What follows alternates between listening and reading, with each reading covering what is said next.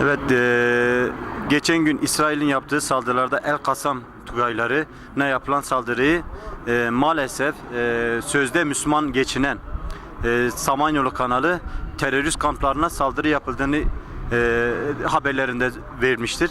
Bu da gerçekten ümmet için bir yaralayıcı bir haber olduğunu, bunu kınıyoruz.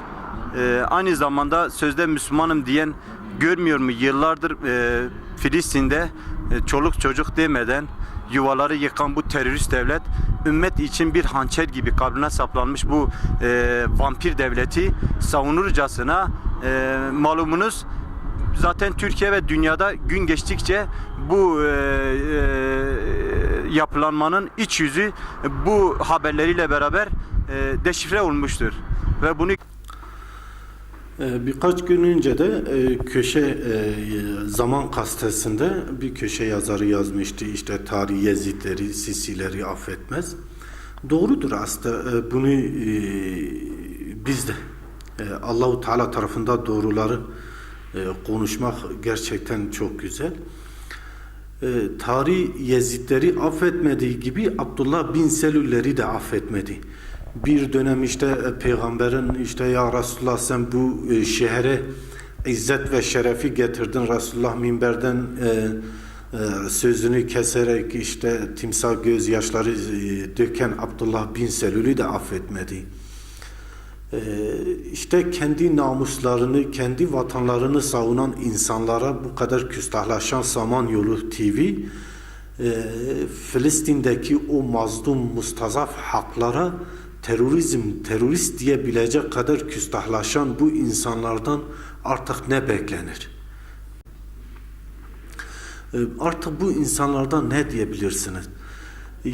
Yani insanlar gerçekten işler acısı. Irak'ta 1,5 milyon insan öldürülürken, 1,5 milyon kadın dul bırakılırken, Ebu Greb cezaevlerinde bu Müslümanların namusları paymal edilirken bugüne kadar kimse şahit olmamış Hoca Efendi tarafından ve bu paralel yapı tarafından tepki gösterilmiş. Tam aksi tarafında Amerikan askerlerine özgürlük savaşçısı diye bilecek kadar küstahlaşan bu insanlar tabii ki Filistin'den bu kadar beklenir. Ve sözde yıllarca Müslüman hizmet hareketi diye kendilerini adlandırılan bu yapı ve bugüne kadar 40 yıla yakın Filistin'de Müslümanların gurur kaynağı olan, Müslümanlara izzet ve şerefi için savaşan bu kahraman mücahitlerine bu sözü söylemeyi biz kınıyoruz. İşte terörist diyerek bahsedilen bu sözü biz kınıyoruz ve her türlü şeye de karşıyız bu Müslümanlar açısından.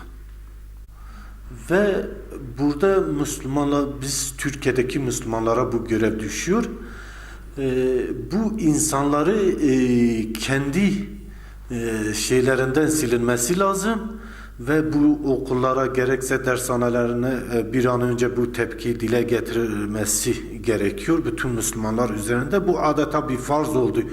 Çünkü orta Mescid-i Aksa'yı Müslümanların ilk kıblagahı savunan bu insanlara terörist diyebilecek bu insanlara bir tepki, bütün Türkiye'deki Müslümanlar bu tepkiyi koymaları lazım. Ve özellikle Türkiye'deki Müslümanlar kitlesel bir basın açıklamasıyla bu televizyon kanalı telin ederek bu Müslümanlara destek çıkmaları lazım.